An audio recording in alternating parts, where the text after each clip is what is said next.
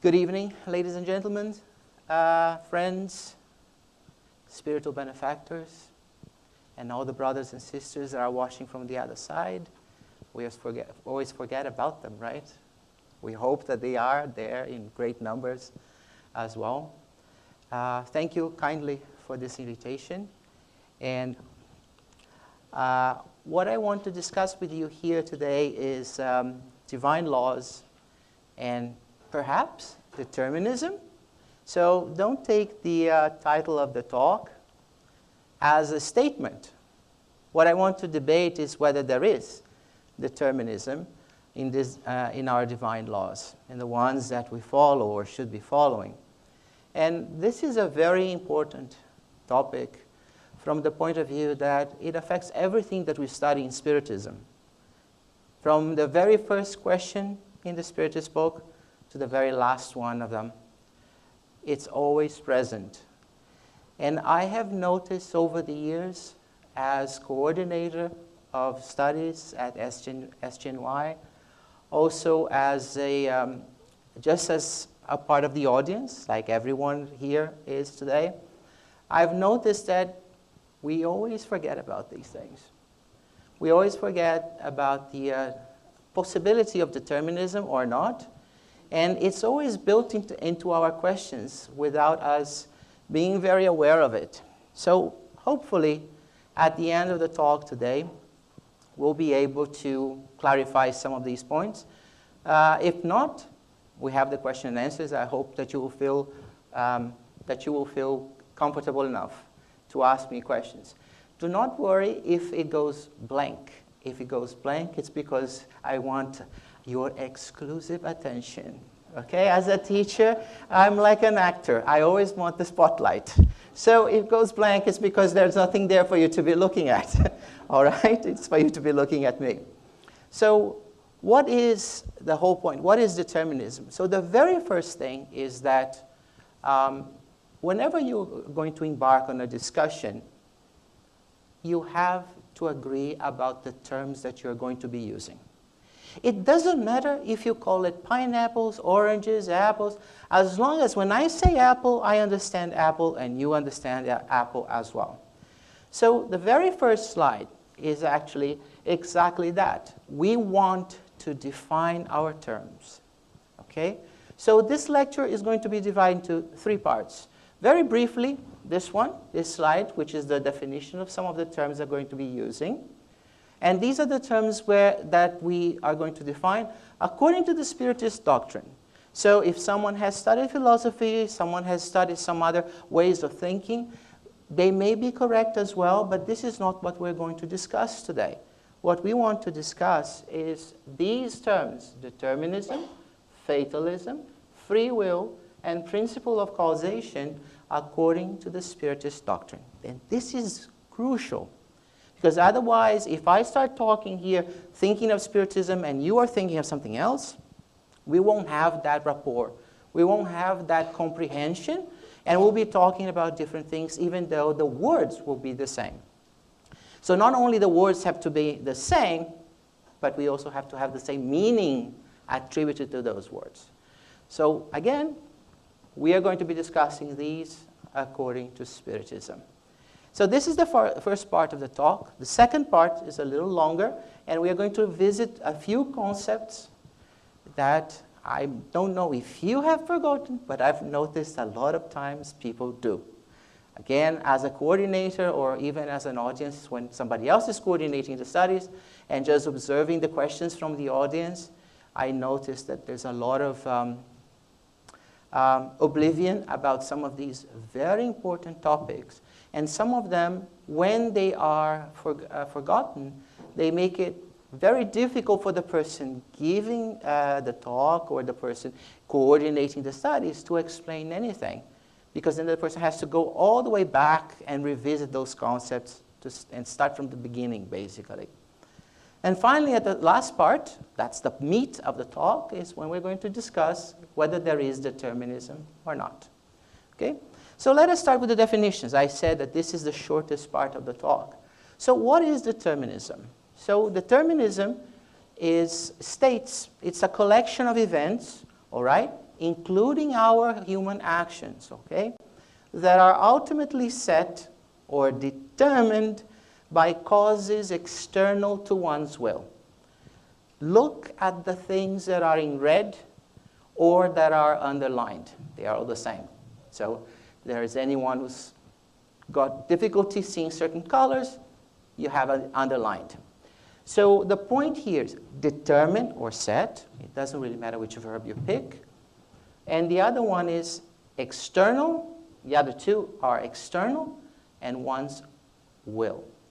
It means that, first of all, if we start with the word, with the sentence here, one's will, it means that whenever we discuss about determinism, I cannot apply determinism to an apple.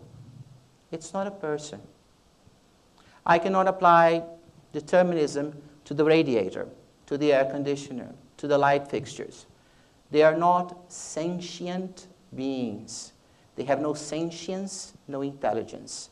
If you have no sentience, no intelligence, you have no will. If you have no will, you cannot talk about determinism. And this is crucial. We are going to see later on, when we discuss the questions in Spiritism, why this is so important. Okay? It's external. It means that if now I have a will, I cannot apply that will. For one reason or another, either I don't have the will to begin with, or it is barred, it is hampered, there is an obstruction to my will. And that hampering, that obstruction, is not from me. It's external to me. It can come from another sentient being. It can come from a set of circumstances also produced by another human being, or a collective of human beings. Society, for instance, all right? Society is, for instance, a powerful external force.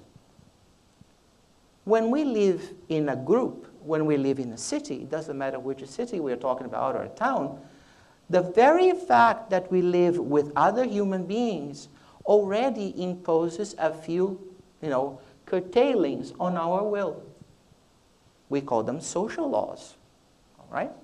So these social laws are external to us, and they are imposed upon each and every one of us by the rest of us, by the collective. And finally, determined, which means that this external force or this external agent or agents are actually applying the changes that I cannot control. This is the definition that we are going to be using for determinism. Now, when we talk about fatalism, you're going to see that it's almost the same. There is a very, very subtle difference there. So fatalism is a belief that all events and circumstances are predetermined and therefore inevitable. In this one here, we don't talk about them being inevitable or not. All we talk about here is that I have not control. I have no control. As long as I have no control, we call it deterministic, or determinism for the belief, for the approach. But in fatalism, fatalism takes the determinism a step further and says, okay, not only you don't have any control, but you cannot even avoid it at all. Under determinism, I can still try to avoid the external forces, but not under fatalism. So you see, there is a slight difference there, all right? And as you are listening to this, you're probably already thinking about these two and saying, well, I don't think that those apply to us in Spiritism because I have free will. Well, brace yourselves, you don't. Nobody does. It's a wrong concept, in the same way that you don't have intelligence. And that's a very harsh reality, and a lot of people would usually hit the roof, if you'll excuse the expression, when they hear that. But the truth is, we don't have free will. We don't have intelligence. When you say that you have intelligence, that you have free will, what I hear is that before you reincarnated, since we are all Spiritists here, right? I'm going to use a lot of the vocabulary, the jargons from Spiritism. What I hear is that, well, before you reincarnated, you went to the supermarket in the spiritual realm. It's called the reincarnation supermarket. It has all the little bits and pieces that you need for the reincarnation process. And you got to the shelf, the shelving unit that said free will. And you got one.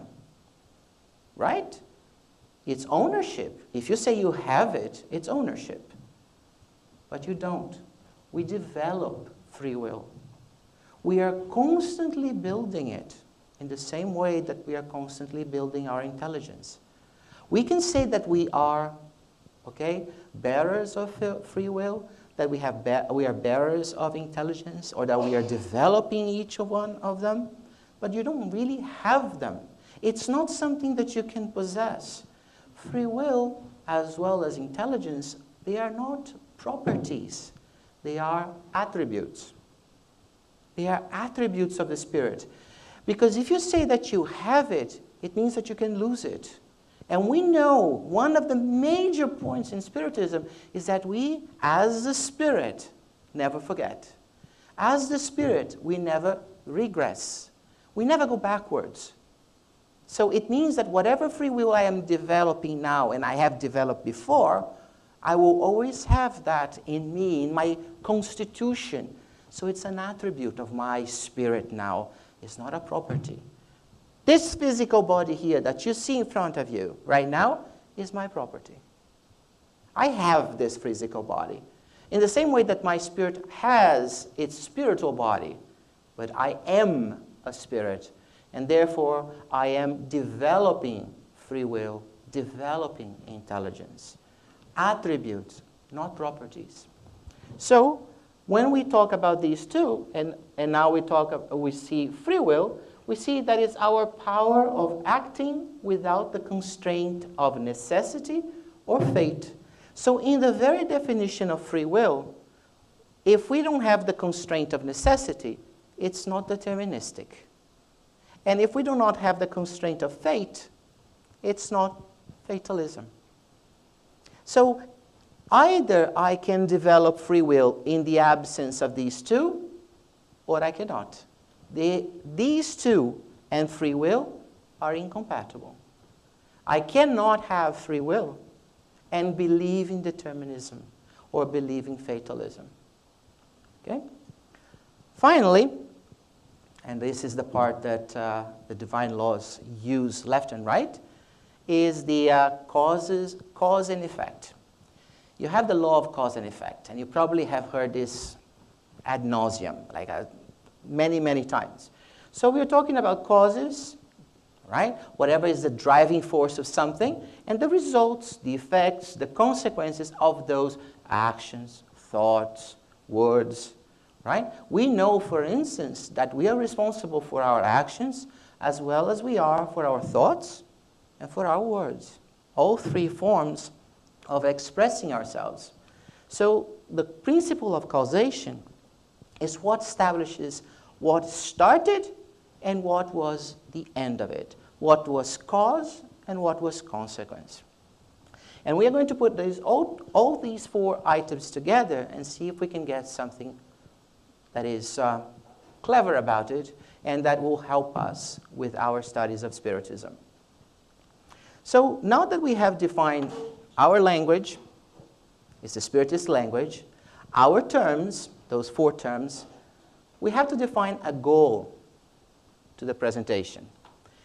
My goal with this presentation is to take something away from you. But before you get all your pitchforks and torches ready, okay, I am not going to steal anything from you. I will take something, but I will give something in return, which I hope, I sincerely hope, with the assistance of the mentors, will be something a lot more valuable to you in your lives now and in the next reincarnation processes. What I want to take away from you is what we all do in one way or another, to some extent or another. We blame others. We blame God. We blame the reincarnation committee because we have a disease, because we have a problem here, because we have a problem at work, because we have a problem in school, because we have a problem in the family. We always find ways of finding that external source that I was talking about when I spoke of determinism. And what I want to give in return to you is the ability to look inside yourselves and realize that most of what happens to us is actually our own doing. And I'm not the one who's saying this. Jesus Christ, our Master, has that explicitly on many passages of the Gospel according to Spiritism. We also have on many of the answers that we received from the mentors, from high-order spirits in the Spirit's book. So I'm the lowest of all of them. I shouldn't even be mentioned next to them that is saying the same thing. That we are, by far, mostly responsible for the vast majority of the things that happen to us. But this is not with the idea of making us feel depressed. Oh my goodness, then I am a failure. No, it's the opposite. It's to see how much we have already progressed and use that information to actually propel ourselves even further into the future, into, higher flights, basically, of perfection, towards perfection, higher flights of improvement in terms of moral progress and in terms of intellectual progress as well. So now we have the goals as well. Let us look a little bit about the concepts that I told you we should kind of revise pretty quickly. And this is the list of the concepts that we're going to be looking at. But this is very dry. If you look at this, I mean, if I were there, sitting, looking at this, and I would start talking about each and every one of them, just with that slide, it would not be very helpful. So let us look at it on a more dynamic way. So we are going to start by using some of the concepts that we have. Our model of the creation. In our model of the creation, so this box here now represents everything. The only thing that is not inside that box is God. Everything else is. Even the things we don't know exist yet, it's there. So everything we know and even the things we ignore at the moment. And there is no division. We have divided the creation basically into two large segments. Not necessarily in the middle. These are not two halves, okay? Just two separate parts. One that we don't have words to describe because it's not material, it's not physical. We can't grasp, we can't hold it, we can't weigh it, we can't do any measurement that is remotely scientific to it. Nothing we think of can fit here. We call it the quintessential area.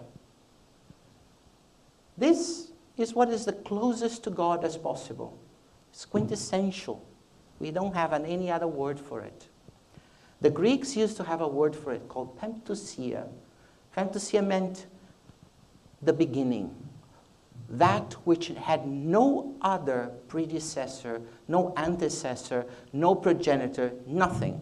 That which started everything. It's here. But they had no other adjectives to use with that word, pempousia. That meant it's the beginning. That's it. Leave it there. Don't try to do anything else with it because we don't have words to deal with it. So that's the quintessential part. The other part is everything that is material. This is the part that we can use our scientific tools for. This is the part that we can measure, we can grasp, we can weigh, we can toss. We can do a lot of things with this part here. All of us right now are sitting on chairs. Well, I'm not, but most of us are sitting on chairs. That's the material. We have a physical body. That's material. All right? It's all here on this part, in this part of the creation.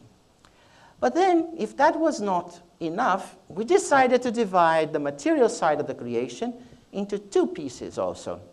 One that is purely material, and the other one that we have no exact word for it, So it's material as well, because everything here is material, both parts, right? But this one here is purely material. This one here, I call it material and physical. Or if you prefer, just physical. But don't forget that if it's physical, it is also material. But here's the thing.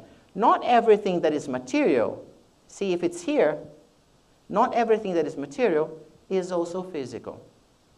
And give me a moment and I'll tell you why I'm dividing it this way. Well, I'm not dividing. This comes from the book Genesis, Miracles and Predictions According to Spiritism, and the Spirit's book. And everything that I'm reporting to you here is there. Some of the things you're not very familiar with, or may not be very familiar with, but it's there, okay? So let us go through it, and you'll see that it's not as crazy as it looks at first. So now, we, each and every one of us here, we are essences. We were created simple and ignorant, and we are right here. We have no words to define what we are. I can give names, but they don't define what we are. It's just a name. The same way that I'm called Julio, but Julio doesn't define my personality. It's just a name, a tag, a label. Here, I can label this any way I want. I just mentioned to you that the ancient Greeks used to call it pempousia, for instance. And if you go through all the other philosophies, they all have different ways of calling this quintessential being, this essence. So we are here. When we are put together, I don't know how. Next time you meet God, please ask it and let me know. Okay, because I have never heard of anyone who's returned from the spiritual realm, having had a powwow with the Lord and an idea of how we were put together. So all we have is the name, the tag, the label. We are here. We are essences. We are an essence. We don't have. We are. Okay? It's a state. Okay? Not a condition or a possession. But the interesting thing is that this essence has to interact with the rest of the creation. And the rest of the creation is material. Again, I would like you to remind you not to look at the sizes of these boxes, the size of these boxes, as proportions, okay? Don't think it like that. But the essence has to interact with the other part of the creation. So it has a spiritual body, or perispirit, if you prefer. All right? I didn't have a lot of real estate there, so I used perispirit. But you can say spiritual body as well. So we are actually the essence, and we have a perispirit. It is my perispirit that interacts with the remainder part of the creation, which is material. And my perispirit is nothing more than my expression, my manifestation onto the material side. That's all. Because I am not material myself. I, Julio, the essence, is not material. So then for me to be able to interact with the rest, I have to express myself on the material side. When I express myself on the material side, I create, I endowed something called a spiritual body or a perispirit. Now, you might be asking, why didn't I say I was a spirit and I have a perispirit? Because according to the Spirit's book and Genesis, the spirits that dictated those books, the higher order spirits, says that spirit is actually the combination of the essence with its perispirit, or its spiritual body. We are the ones who simplify, and we call the essence spirit. And that is fine. We can do that simplification, when we are talking most of the time. But there are a few questions in the Spirit's book that if you don't remember that the spirit is actually the combination of essence and perispirit, you won't be able to understand the answers properly. All right? So just keep that in mind. We can do the simplification. I don't know, maybe most of the time, I don't want to put a number. Let's say most of the time it works. But there will be a few questions where we will be actually hard-pressed to understand the answer if we don't remember that the spirit is actually the two things that we define now together. Which means that I, Julio, the spirit, not the essence, I am, okay, immortal, right? We are all immortal. No matter how well developed I get one day, morally, intellectually, I will always have something on the material side of the creation. I will always have to express, manifest myself materially to be able to interact with the remainder, with the rest of the creation. Because I, spirit, am essence with a spiritual body or perispirit. Good? Now, those of us who are not on the other side, those of us here, we are all reincarnated individuals, right? We are all going through a process of reincarnation. So we also have a physical body.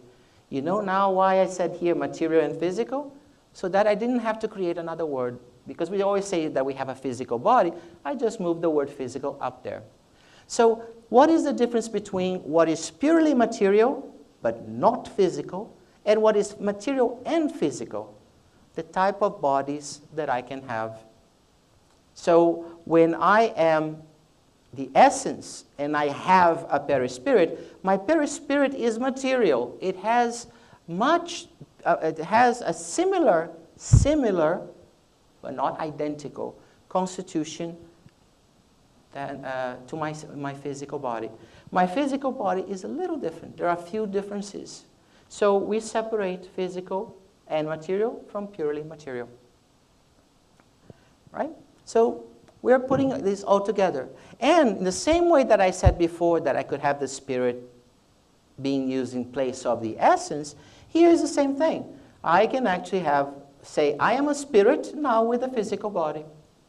Good? And I can also, because of this is why we call this side of the creation, these two here, these two, the quintessential and the material only, the spiritual realm.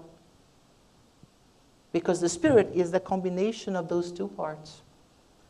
Whereas this is just physical realm. You never heard of material realm. I mean, some people have tried, but it didn't catch on. And that was actually quite nice, because it would have been very confusing. Good? So this is it, our spirit here. And in the same way that I said to you before, if I am only a spirit without a reincarnation process, I am an essence with a perispirit, but I can actually call my essence my spirit for simplification purposes. All right? And when I am a reincarnated being, I am essence with a perispirit and with a physical body as well. But then the same way, I can call my essence my spirit as a simplification. But once again, there will be a few questions and certain passages of Genesis that will be very hard for us to understand if we don't remember that spirit is actually the two here together, essence and perispirit. So now, what do we do? Well, very simple. We are spirits, so we are essence plus a spiritual body or perispirit. And then eventually we go through a reincarnation process. And what we do, we acquire a physical body. This physical body has a limited shelf life. Okay? It eventually perishes. All right? And then the physical body ceases to exist. Death is only of the physical body. So now I no longer have the physical body. I return to my essence plus perispirit. This is what we call the errand spirit, as opposed to another reincarnation when we are a reincarnated spirit. And we have been going through this cycle of errant spirit, reincarnated spirit, errant spirit, reincarnated spirit, over so many millennia, for so many thousands of reincarnation. We just keep going and going, and with each one, we learn a little bit more. All right? We learn a little bit more, and we improve ourselves both morally and intellectually. So now, let us look carefully. Remember the dividing lines that I told you before? This is the dividing line between the quintessential part and the material part. So this is the dividing line between the essence and the perispirit. So let us see what happens there. Is there determinism there? That's a question. Is there determinism there? And we are inclined to say yes, right away. Because think about it this way, right? What my spirit or my essence decides upon, my perispirit has to take, right? My perispirit has no will, no option to say something. Say, oh, let's put it to a vote. There is no such a thing, right? So initially, we would say, oh, my perispirit is being determined by my essence. Yes, and that is true. But just because it's being determined by my essence, the question is there a determinism? So let us have a quick look. This is it, okay? Now, let us see the spirit or essence, perispirit, as a mirror. All right? Let us use this analogy. Usually analogies are not that great, but in this case, this one works quite well. If I am now the essence, I am the real object that steps in front of the mirror. When I step in front of the mirror, what do I create on the other side? My reflection? My image? No, I never said that the lights were on. Which means that I, the object, the real thing, I have to have something that is material. The lights have to be on for me to make an image on that mirror, my reflection. This was not to trick you, okay? But just to show you that in the same way, my essence needs the material side to create that image, which is my perispirit, my spiritual body. See how nice the analogy works? So now, when I essence, Julio essence, so when I step in front of the mirror, okay, and the mirror is the universal fluid, all right? I step in front of the mirror, the universal fluid, I create a manifestation, an expression of myself materially, and that is my perispirit. And the funny thing is that that perispirit or spiritual body has no will. It's not a being per se. Because if I do this, the image has to follow me. If I jump, the image has to jump. Whatever I do as the essence, the perispirit has to follow. Which means that this here is not a being, not a sentience. The intelligence, the sentience is here. Correct? So remember what was the definition of determinism? Against one's will. And so for someone to have a will, they have to be sentient. Well, if my perispirit is not sentient per se, on its own, then there is no determinism here. It is true that my essence projects itself, manifests itself, okay, expresses itself as a perispirit or spiritual body. But that manifestation is not sentient itself. Think of it this way. Imagine that I were a famous writer and I had a quill or a pen. Is the pen writing the poems? Yes, it's the ink from the pen. But who is yielding the pen? Who is wielding the pen? The essence, the intelligence, the writer. The writer is here. Because this one here has no will of its own, no intelligence of its own, then we say there is no determinism.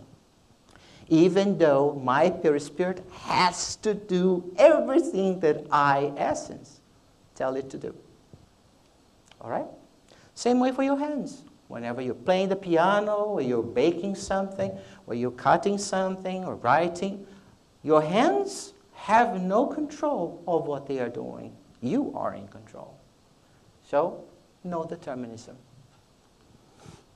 Now, the interesting thing is, we always like to look at the mirror and see ourselves as some Hollywood star, okay? Actor, actress, famous ones, right? But the truth is, spiritually speaking now, jokes aside, we are not there yet, both morally and intellectually, I mean. So when we go in front of the mirror, instead of looking nicely like this, we look more like a little monster, like some form of deformed, disfigured individual. I'm talking about metaphorically, in the sense that we are not there yet, both morally and intellectually. So whenever I create a perispirit, that perispirit is only as good as I am, as essence. There is no way I can, as Julio right now, there's no way that I can create a perispirit for myself that is better than what or who I am. The same way that the image can only be as good as the object that creates it. Never better, never worse. All right? And the other thing is, can you have an image without the object in front of it? In front of the mirror? No. Which means that the image will always be dependent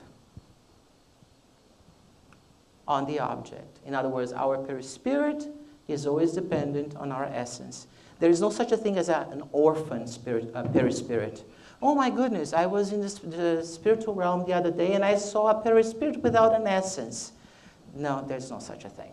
Either you were lied to, you've been had, or you were mistaken. There's no way to do such a thing, to have such a thing. So now we know that this is just an expression of my essence into or onto, actually it's better, onto the material side. So now let us look at the other one. This is the interesting thing.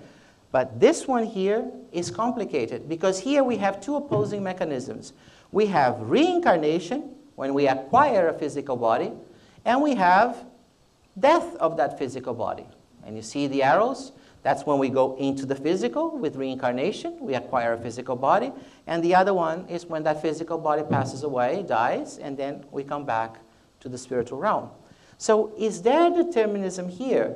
Because this is the one that is going to affect what we are going through right now. And those on the other side, our brothers and sisters who are paying attention at this lecture, they are also interested in this because they are going to be using the same concepts we're going to be discussing for us reincarnate beings right now, just in the opposite direction. So let us look very carefully how this is going to go. So I will always keep this at the top and remind you that we are essences with a perispirit or spiritual body. And when we reincarnate, we have also a physical body. So this is, I'm going to show you 3 reincarnation processes. No one here has had only 3 reincarnation processes. That goes without saying. However, for the sake of time, I will not show you 1,000 of them. Okay?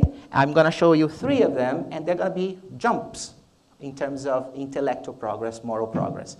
And I am going to metaphorically represent these jumps as an ooga booga caveman, all right? So you see the tool that he's holding on to is a club. That's the best that he can do. So this is us many, hopefully many reincarnations ago, not because we were cavemen, but we were very poorly, morally, and intellectually evolved, right? And I have to create now a physical body.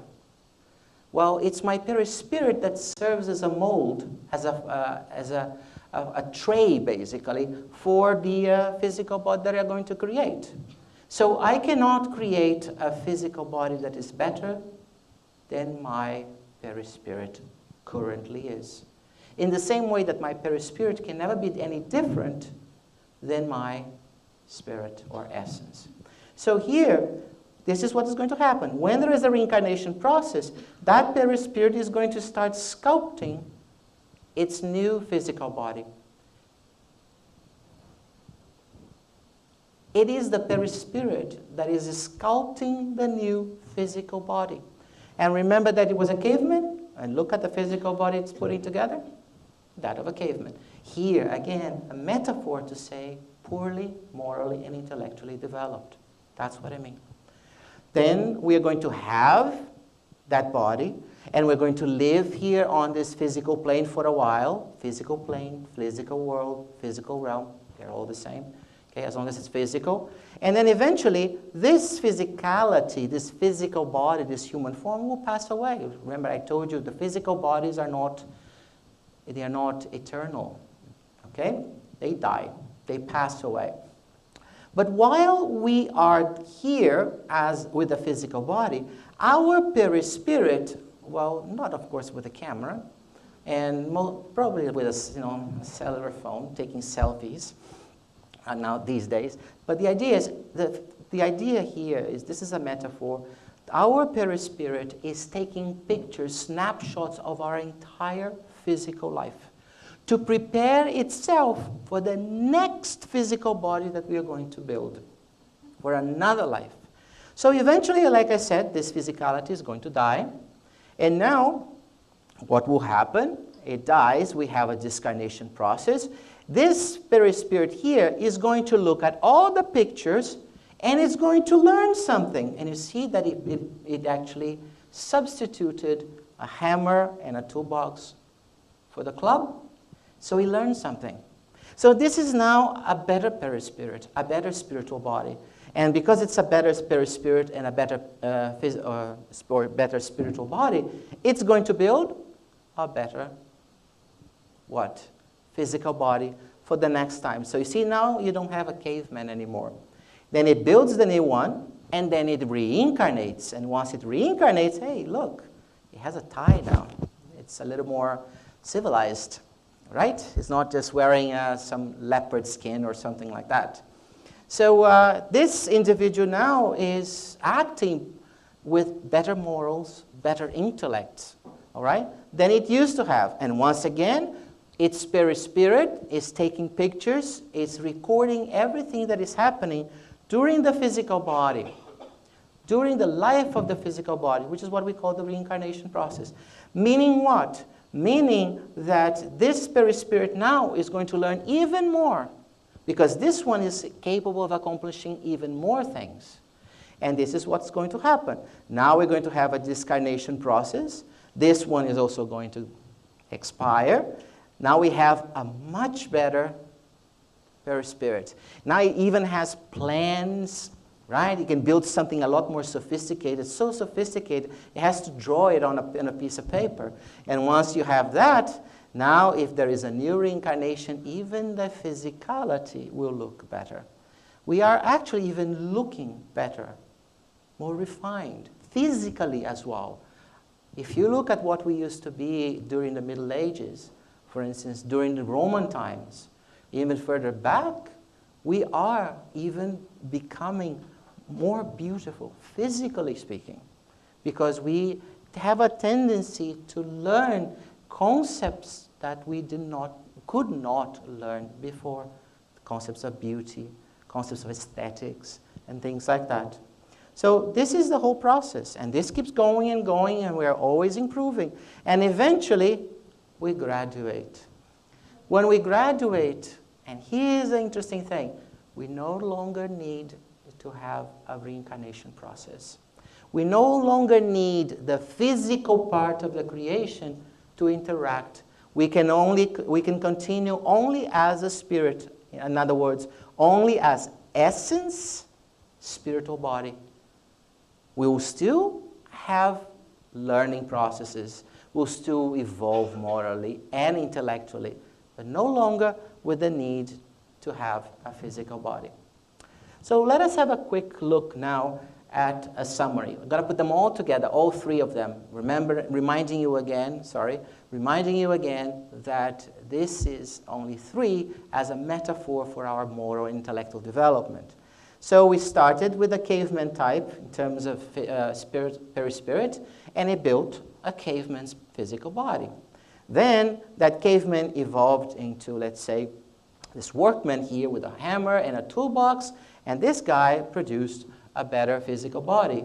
And the same thing, now we have an even more skilled worker as my perispirit, and it goes all the way to the point that I have my last reincarnation process. So, after you've seen all of this, I ask you, where is God? Nowhere.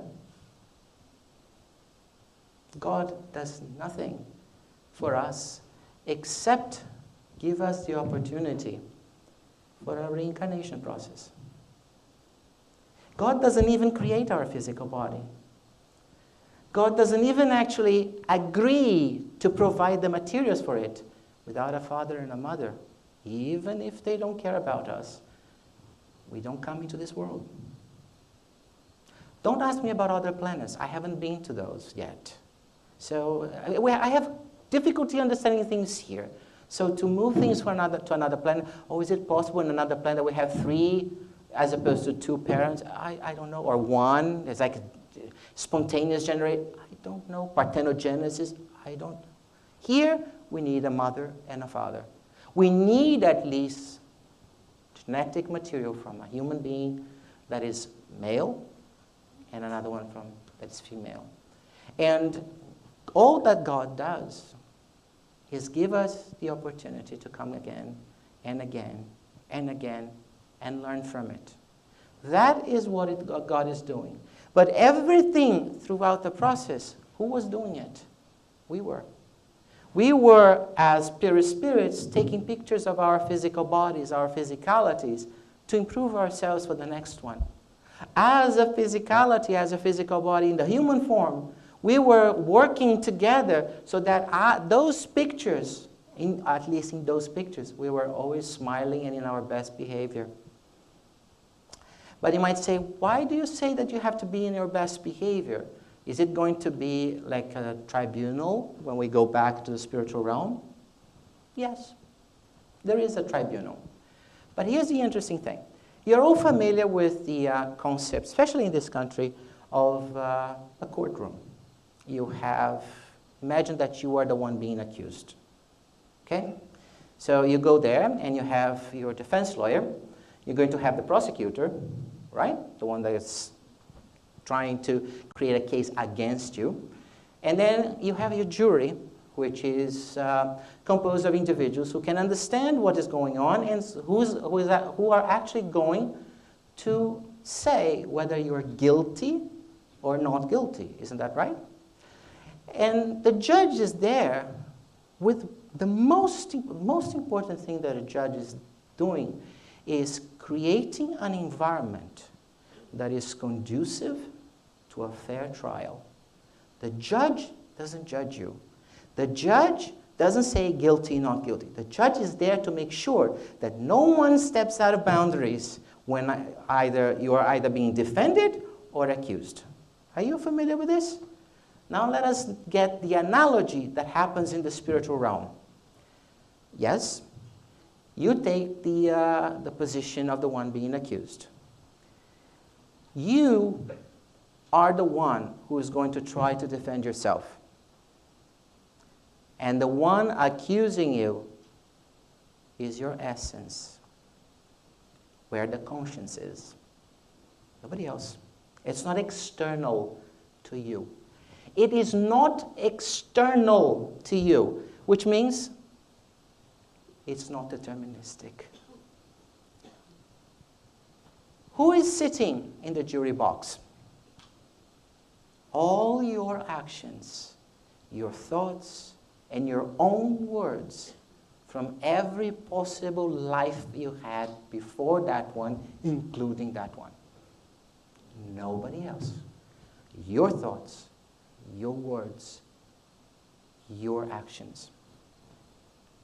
And in the end, what they are going to write on the paper and pass that through the bailiff to the judge, in this case God, is one simple thing: whether you be granted an opportunity to reincarnate now or a little bit later.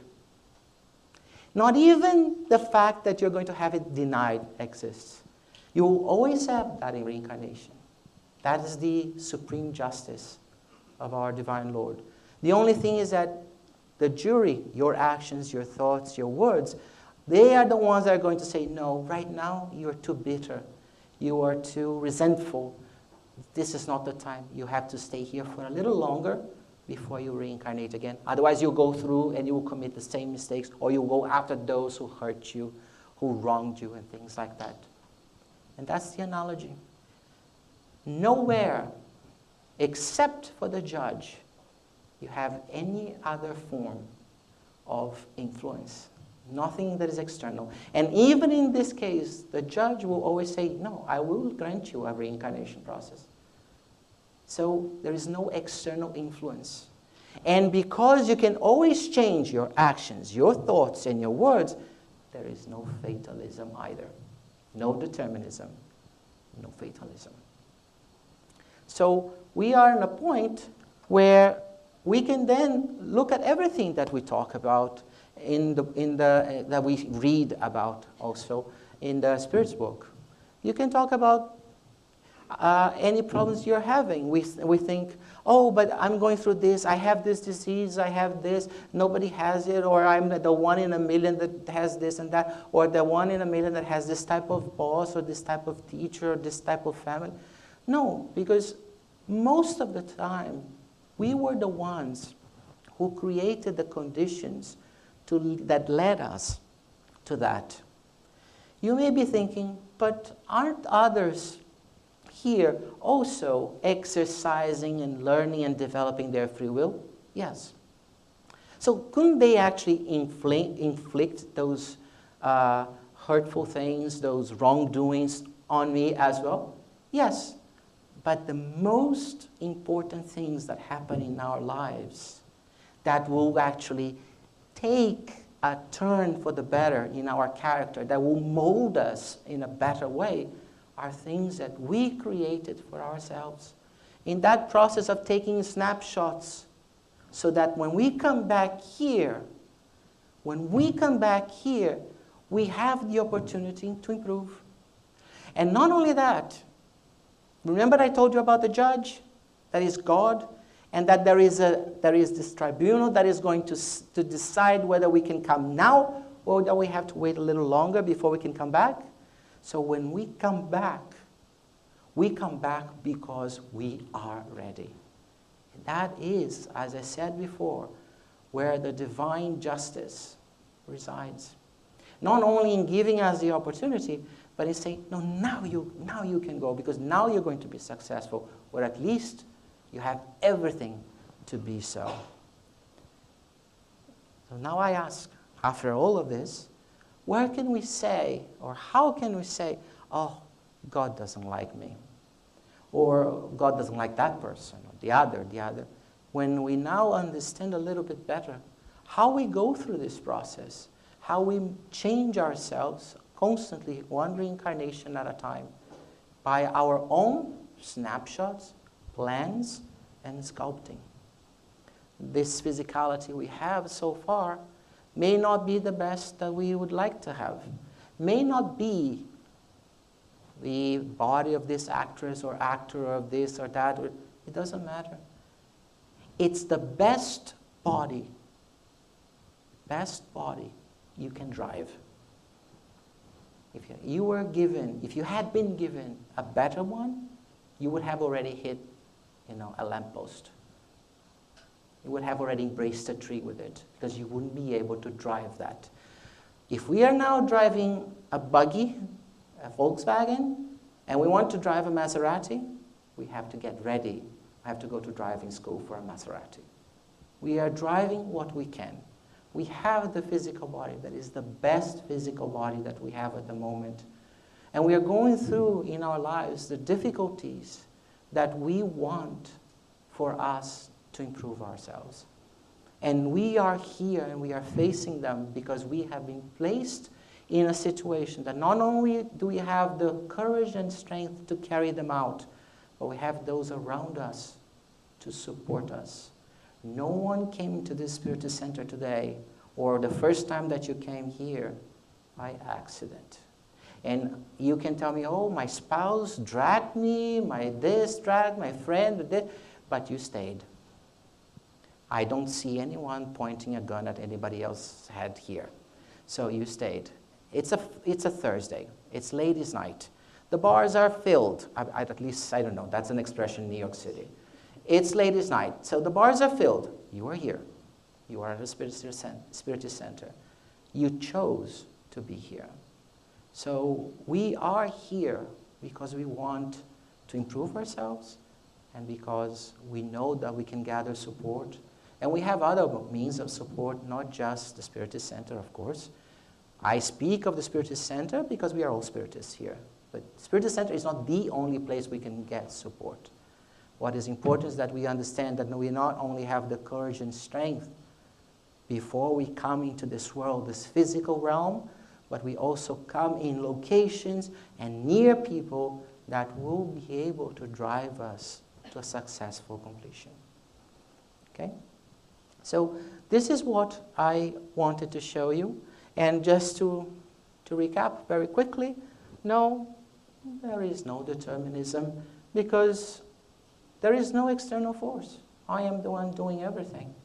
Most of what happens to me is my own doing. Not in terms of blame, don't get me wrong. In terms that I wanted these experiences because it's the only way I can go forward. Okay? Think of it positively, constructively. Don't think of it, oh, you know, I wanted to really flunk. I want really to hit rock bottom. No, it's not that. So there is no determinism. There is definitely no fatalism. Because everything here can be changed. There is no determinism, then there's no plan for this reincarnation. The only plan we have in this reincarnation is to get better. How we go through it, how we go about it, doesn't matter. And we can change as we go also. We can drive our cars, these physical bodies, by the seat of our pants, as the British say. So it's not inevitable. We can change directions, change gears anytime we want. We have been developing free will for a long time. Ever since we became spirits and we ingressed in the human form, we have been developing our free will and our sentience. We don't have free will. What we have is a stage of free will that we have developed. That we can say. But we don't have free will. It's not a right. It's not a possession. It's not an attribute. All right? Sorry, a property. It's an attribute of ourselves. And the causation is what leads us here. Because everything that we do produces a consequence. Whenever we do something negative, well, the consequences are not very nice. But when we also do things constructive, why not? We do reap constructive consequences. So this is actually a point of faith. Because then I know that if I operate in one way, my consequences cannot be any other way. So if they are destructive, the consequences are destructive. The causes are constructive, the consequences will be constructive. Then I can say to myself, let me change what is no longer inevitable and be more constructive so that my future, my consequences, my physical bodies, my perispiritual bodies of the future will also be a lot more constructive. All right? So remember the domino effect? So domino effect symbolizes cause and consequence. Once this one tips over, it knocks the next, which knocks the next, and the next, and the next. Good? What is the subtlety in this figure? I like metaphors, I like figures. What is the subtlety in this figure? I'm going to use the wrong pronoun just so that you see what. prompted the first peace? A person, ourselves. No determinism. We are the external forces on ourselves. So in other words, we don't consider that an external. All right? So this is what I had to say to you. I hope it was positive, that was constructive. I hope that I did not instill in you some sort of a sense of despondency because, oh, I'm the responsible for everything. No, because you're also responsible for the good things that you are, that you do, and that you say. Think always like that. Okay? I'm very glad to be here today. Thank you, all of you, for being here. And if you have any questions, I'll be glad to answer them, if I can.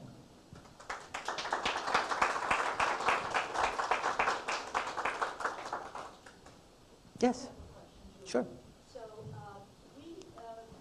I come from Mozambique, you come from Brazil, most of you come from Brazil, and we ended up in Rockville, Maryland, United States of America, studying, being students of Spiritism. How can we reinterpret, restoring this path that we took in the framework of your 4 concepts? Okay, so the question is, we come from different places, right? And we all ended up here, right? Just so that everybody can hear in case they didn't. And how can we justify or interpret, right? Based on these 4 ideas, is that correct? Okay, so think about it this way.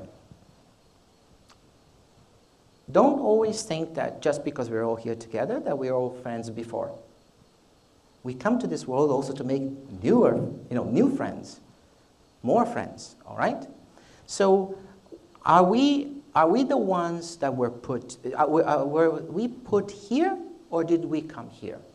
Remember when I said, I don't see anyone pointing a gun at anyone's head here, so that you have to be here, you're not dragged. We can do this with kids. But that's a different story. That's education. It's a different... We're all adults here, so as adults, we choose to be here. No external force, right? No external force. And we can leave if we don't like, or we can even come to other sessions, not just the Thursday ones, but other ones. So there's no inevitability associated to it.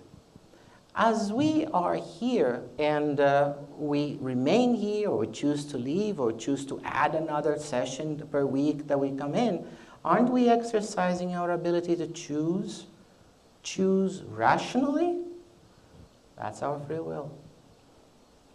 And I will leave the last one for all of you to answer in your own minds. Have you become a better individual after you started coming here? Cause and consequence. And those who leave and don't find a substitution, because like I said, we are Spiritists, so we talk about the Spiritist Center, but it's not the only place. We should not be disrespectful.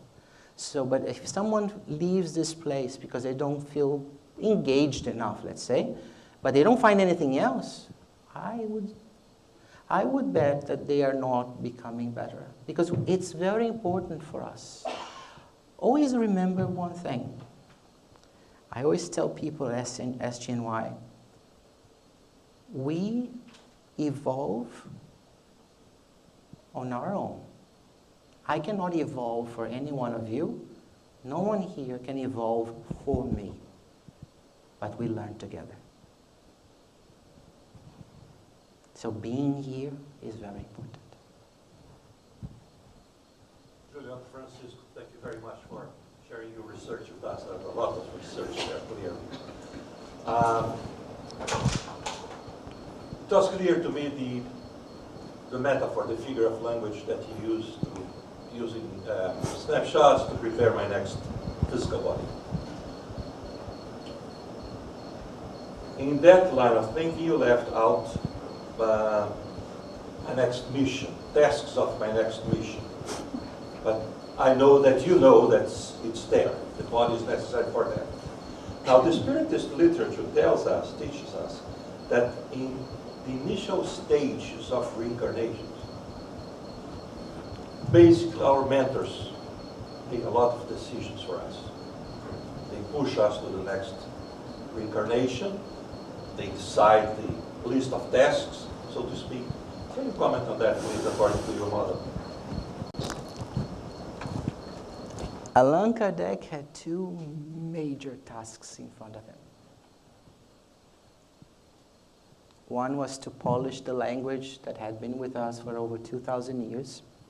It was primarily Christian language. The second one was to fortify and create a scientific basis for a rational faith, which is what Spiritism is. Spiritism did not create the mediumistic phenomena. Spiritism wasn't even the first one.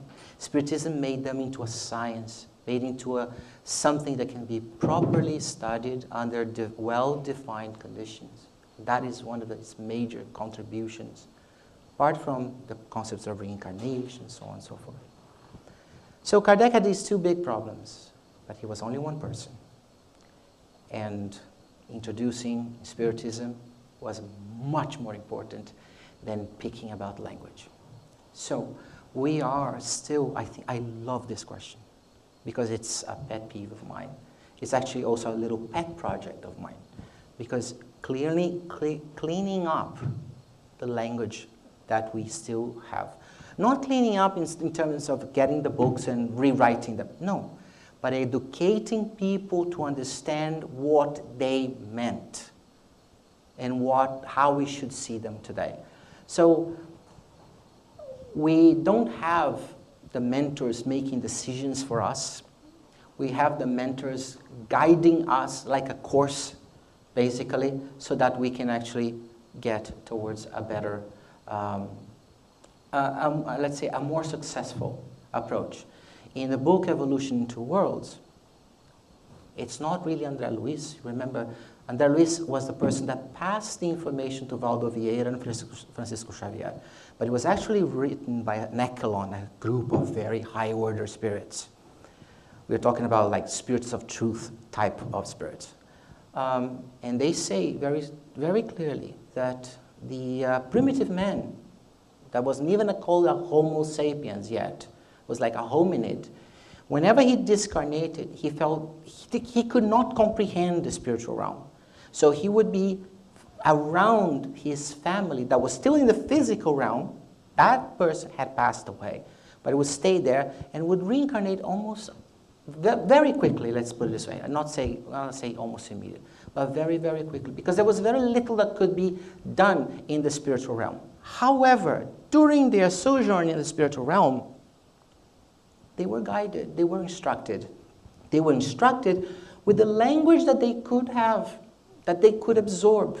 So you could not go to one of those individuals and speak of Plato, of Socrates, of the finer points of philosophical thought, because they couldn't even read or write. I mean, they couldn't even grunt properly. This is how primitive they were. So in that sense, it may look like in our language that is very, very poor, that the spirits are doing things for them, deciding for them. It's not really that. What they are doing is providing concepts for them to learn, much like the teacher would do, but concepts they can actually absorb. But they still can say, I won't absorb or I will absorb. I will do my homework, I will not do my homework. We have to be very careful with that. And all books, they are all plagued by this form of language. Even one of the things, I'll give another example, when say, God is unhappy, or God is happy, or God is this. God is, stop there, put a full stop after the verb to be, is. God is. If God is happy, it means now. If it's now, it means that in some time, it was unhappy. But if it was unhappy, it lacked happiness. If it lacked happiness, even for a brief moment of time, it was incomplete. God is a state. It doesn't change. So there's no way God can be happy, sad, nervous, complacent. There is no such a thing. But we have that. Even when we pray, we sometimes say, oh God, don't feel bad that I did this. That's fine. But as long as you remember that when you're studying, all these things, okay, are problems of our language and not problems with concepts.